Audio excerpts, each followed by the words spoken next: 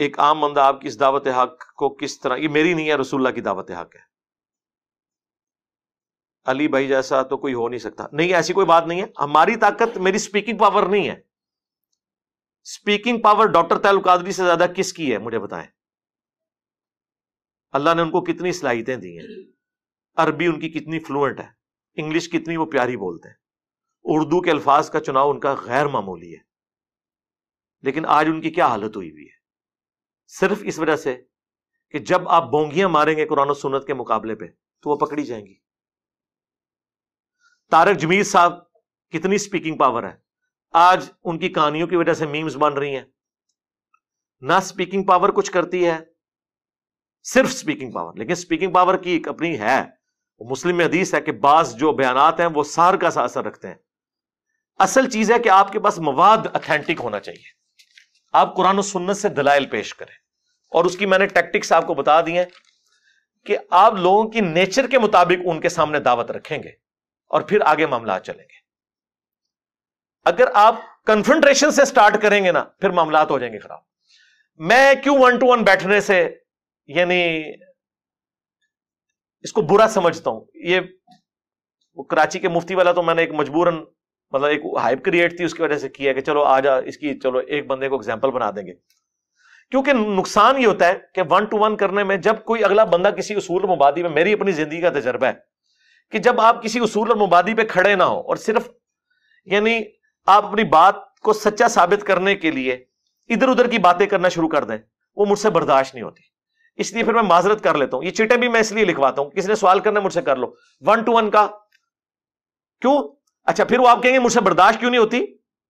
مجھے تو قرآن میں اس سے بھی آگے کا حکم ہے، وَإِذَا خَاطَبَهُمُ الْجَاهِلُونَ قَالُوا سَلَامًا. اگر جاہلوں سے واسطہ پڑے تو تم نے سلام کہہ کے کہنا یار جاؤ اپنا اپنا کام کرو، کہیں اور جاؤ. قرآن تو کہتا ہے اس سے بات بھی نہیں کرنی. کیوں؟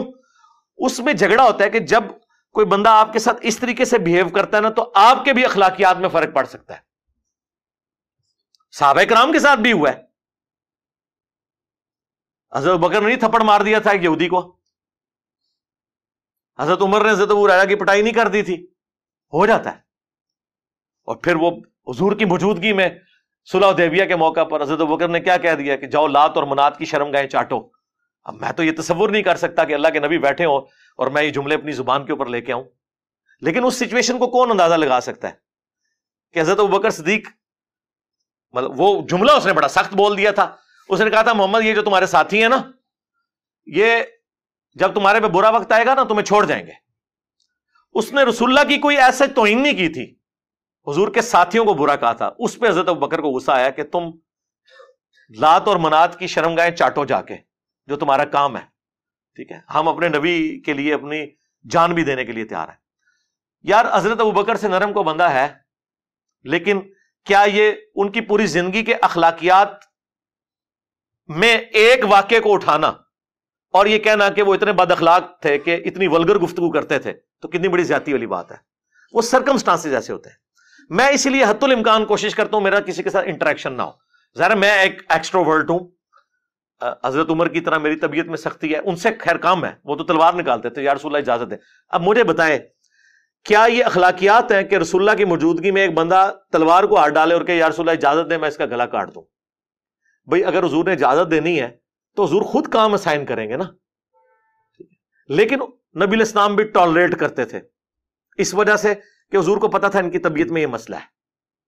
وہ اپنی کوئی شخص اپنے اس چیز سے باہر نہیں نکل سکتا، ایک خاص لیول تک کنٹرول کر سکتا ہے. صلح حدیبیہ پہ جو بخاری میں الفاظ ہیں، یا رسول اللہ کیا ہمارے مقتولین جنت میں اور ان کے جہنم میں نہیں ہیں؟ کیا ہم سچے نہیں ہیں؟ یہ جھوٹے نہیں ہیں؟ کتنی تکرار کرنے کے بعد تو یا رسول اللہ پھر ہم دب کے صلح کیوں کر رہے ہیں؟ حضور نے ساری باتیں سن کے کہا عمر میں اللہ کا رسول ہوں. یہاں بھی تسلی نہیں، پھر حضرت ابو بکر کے پاس آ گئے. پھر حضرت ابو بکر نے ڈانٹا کہ کیا کر رہے ہو، اور پھر حضرت عمر کہتے ہیں میں پوری زندگی پچھتاتا تھا میں نے جو جرت کی حضور کے اوپر. ہر بندے کی عادت ڈیفرنٹ ہوتی ہے، اس لیے اپنے حالات و واقعات کو ہر بندہ سمجھتا ہے. لوگ میرے بارے میں بات کرتے ہیں، میں کہتا ہوں میں قرآن و حدیث سے ثابت کروں گا کہ جن ٹاپکس پہ میں بول رہا ہوں اور جس لیول کی گمراہی اس وقت امت میں پھیلی ہوئی ہے. آپ کیا سمجھتے ہیں حضرت عمر کے دور میں چشتی رسول اللہ اشرف علی رسول اللہ کے اوپر صرف ویڈیو کلپ آنے تھے؟ کیا ہونا تھا؟ تو مجھے آپ ایمانداری سے بتائیں، اگر آپ نے اللہ کو جان دینی ہے، میں حضرت عمر سے زیادہ سخت ہوں یا نرم ہوں؟ بہت نرم ہوں. میں اپنی زبان سے اظہار کر کے علمی اختلاف کر دیتا ہوں. تو وہاں جب بات جاتی تو وہ پھر وہ کہتے میں تمہیں اللہ کے نبی کی حدیثیں سنا رہا ہوں. ابن عباس نے کیا کہا تھا کہ میں تمہیں رسول اللہ کی حدیثیں سناتا ہوں کہ انہوں نے حج تمتع کیا، اور تم مجھے کہتے ہو کہ عمر نے پابندی لگائی تھی، تم پہ تو آسمان سے پتھر برسنے چاہیے. اصولاً تو مجھے یہ ہونا چاہیے کہ میں اہل حدیثوں کو کہوں کہ تم 2812 کا انکار کرتے ہو امیر شام کو بچانے کے لیے، اور ابن عباس نے تو حضرت عمر کے دفاع میں صحابہ کو کہہ دیا تھا کہ تم پہ پتھر برسنے چاہیے کہ تم عمر کے دفاع میں حدیثوں کا انکار کر رہے ہو. تو مجھے اہل حدیثوں کو کہنا چاہیے تم پہ آسمان سے پتھر برسنے چاہیے کہ تم امیر شام کے دفاع پہ حدیثوں کی بات کر رہے ہو. لیکن میں یہ نہیں کہتا، آج تک کبھی سنا نہیں.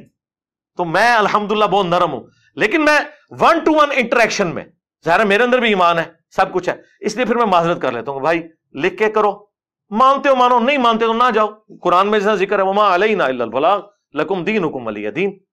مجھے منوائے نہ، مجھے منوانا ہے آپ نے قرآن و حدیث پیش کرے. قرآن لاجکس پہ جائیں گے تو پھر لاجک کے اگینسٹ پھر لاجک کھڑی ہوگی، نہیں، قرآن و سنت سے دین ثابت ہوتا ہے. تو یہ میری دعوت نہیں میرے بھائی، یہ اللہ رسول کی دعوت ہے. بس